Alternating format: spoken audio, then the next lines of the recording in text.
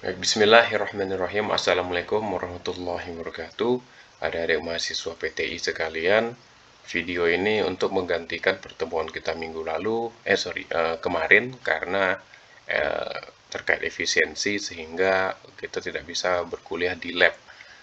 Ya, jadi untuk hari ini saya akan mencoba membahas tentang servo. Silahkan dibuka Tinkercad-nya masing-masing, buat akun terlebih dahulu, kemudian masuk ke kelas kita ya, sistem mikroprosesor 2024-2 ya. Uh, Dulu tanggal 21 Februari itu kita sudah pernah coba sensor ultrasonic. Untuk yang hari ini kita akan coba servo. Saya sudah buat satu activity lagi, silahkan diklik yang servo.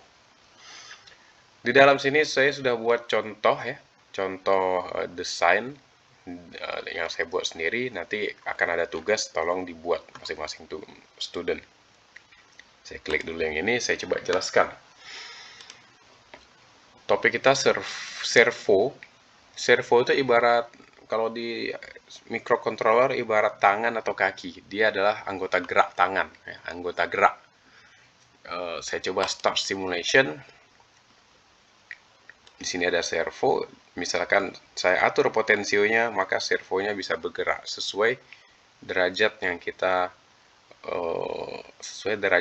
atur. Ya. Kodenya bisa dilihat di sini. Kita perhatikan, kita coba bahas ya.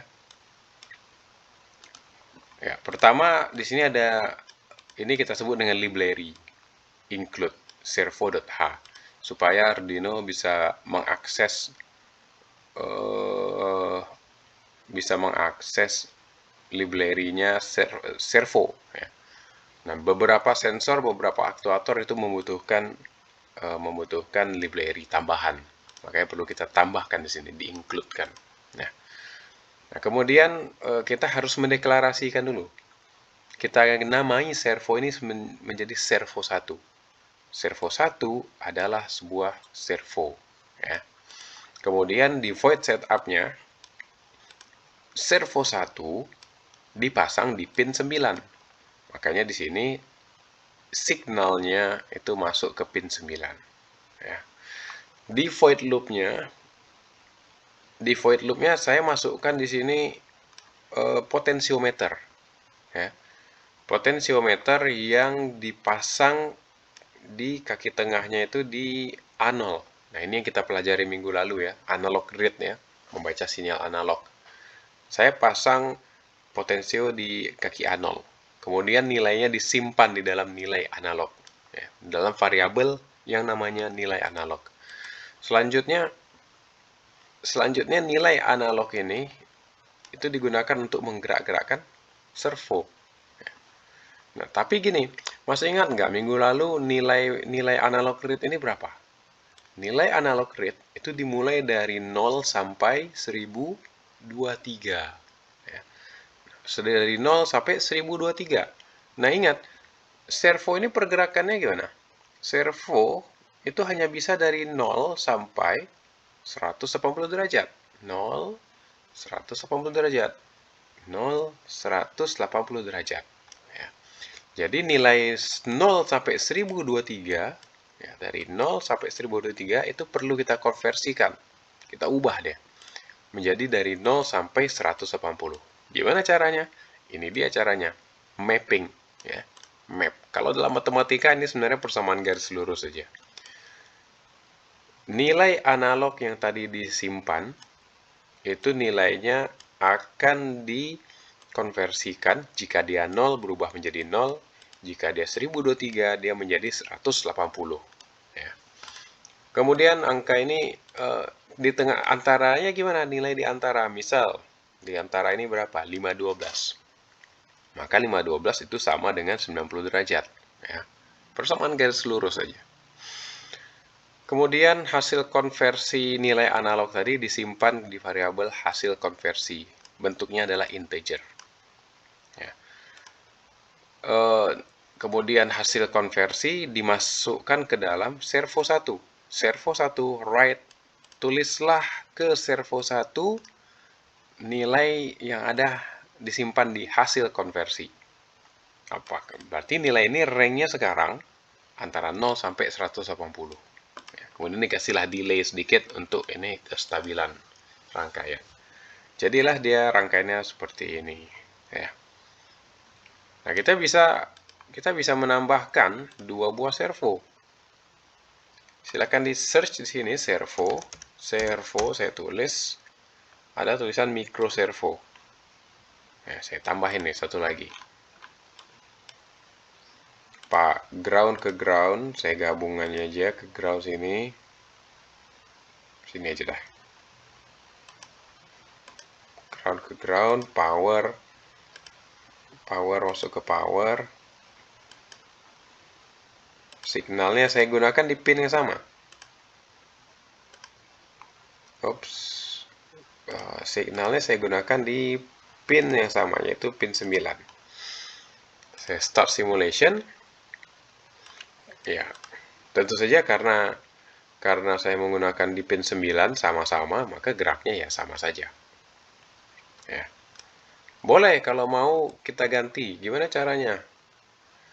Sekarang saya ganti ini di pin 10 saja. Ya, berarti signalnya, ya kalau ground sama power tuh sama aja ya. Nggak masalah. Nah, sekarang signalnya saya coba ke pin 10. Ke pin 10. Nah, ini ingat ya adik mahasiswa. Untuk servo itu hanya bisa ke pin nomor 3, 5, 6, 9, 10, 11. Yang ada logo garis ini. Ya. Nih, yang ada logo garis ini. Hanya bisa di pin-pin yang itu saja. Karena dia akan masuk ke digital PWM nantinya. Itu kita sebut PWM. Ups, tertarik. Oke. Sekarang kan sudah saya pindah. Yang ini di pin 10, yang ini di pin 9. Nah, jangan lupa kodenya. Kodenya berarti kita harus menambah satu lagi. Servo 2. Ya. Saya tambah di sini servo 2. Attach-nya juga harus kita tambahkan. Servo 2 itu ada di pin 10. Kemudian servo right-nya juga harus ditambah juga. Jangan cukup servo 1, tapi harus ada servo 2 juga.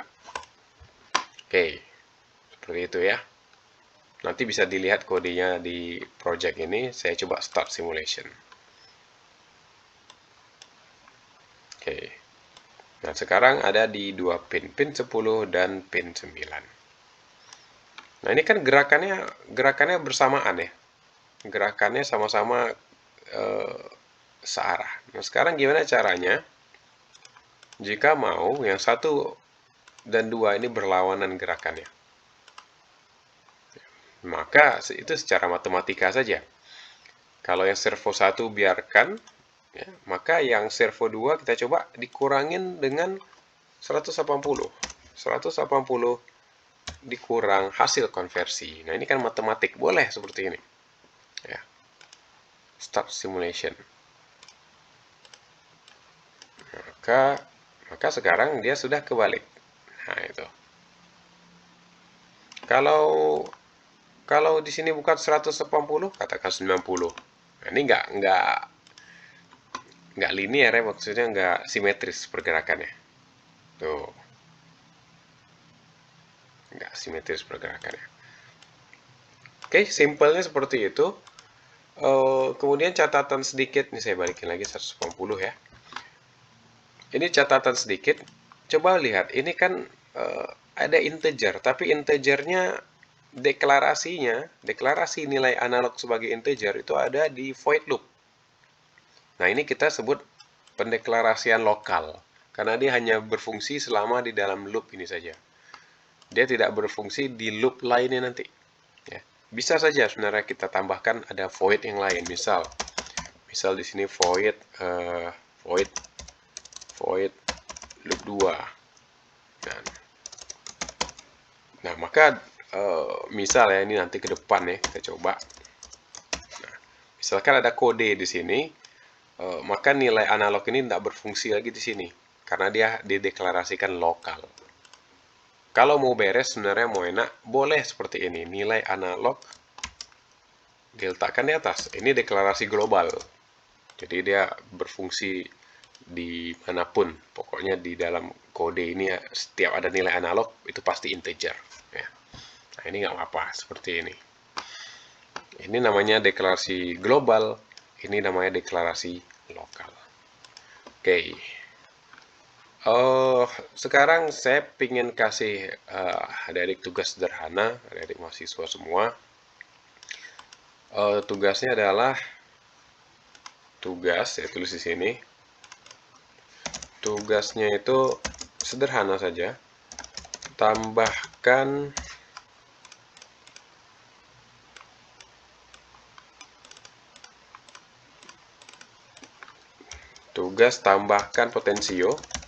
potensiometer kedua, ya. Habis kemudian setiap servo tambahkan potensio kedua dan ketiga, ya. Kemudian tambahkan servo kedua, tambahkan servo ketiga. Nah, itu. Kemudian setiap servo dikendalikan oleh potensiometer masing-masing. Nah, itu. Oke. Ini tugasnya nih. Mana sih sini? Tugas. Tambahkan potensio kedua dan ketiga. Ini potensio 1, ya.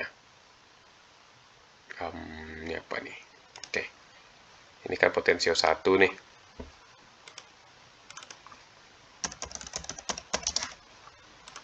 Ini potensio 1. Kemudian ini kan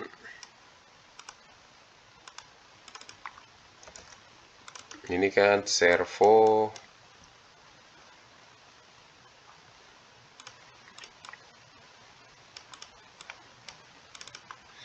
servo 1. Kemudian ini kan servo 2, ya.